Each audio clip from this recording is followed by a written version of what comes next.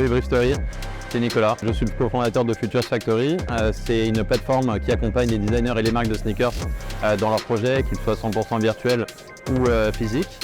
Donc nous, on a démarré d'abord dans l'optique de financer des produits physiques en utilisant les NFT et les sneakers virtuels pour créer une expérience assez cool pour les clients.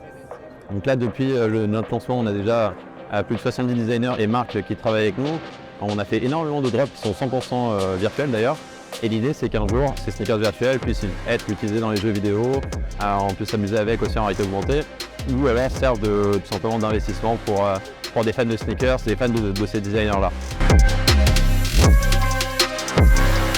Nous, ce qu'on a réalisé comme tendance là, depuis Yeezy, qui a un peu démocratisé aussi les foams, donc ce matériau qui est plastique, qui est beaucoup plus facile à utiliser. Enfin, tu peux créer des sneakers en gros sans avoir de semelles, de couture, tout ça, donc c'est très pratique et ça descend un peu, ça baisse les barrières à l'entrée pour les designers et pour les marques.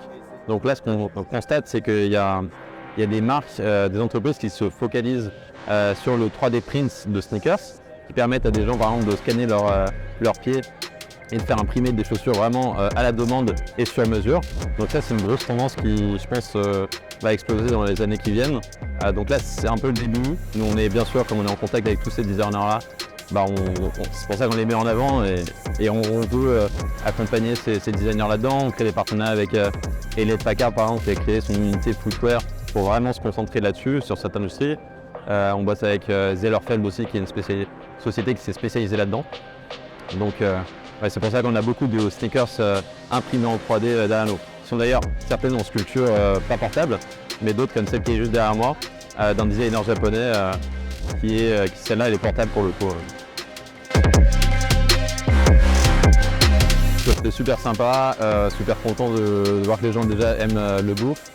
Et il y a parfois des gens de notre communauté en fait qu'on n'a pas, même en France, qui ne nous voient pas en fait. Et ça fait 2 ans qu'on discute avec certaines personnes online. En fait, de les voir en vrai, c'est toujours très très sympa.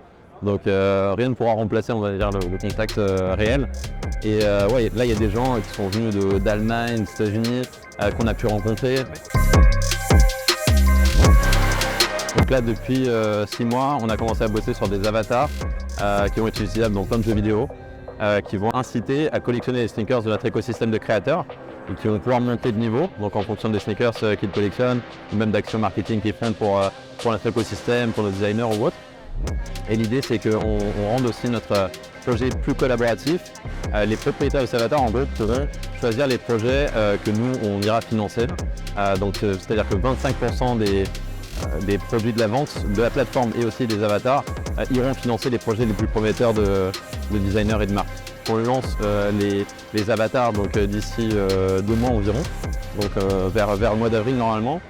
Et voilà, ça c'est pour tous ceux qui ont envie de pousser un peu les créateurs, de prendre part à ces projets de sneakers et de pouvoir supporter en fait les designers, vos marques.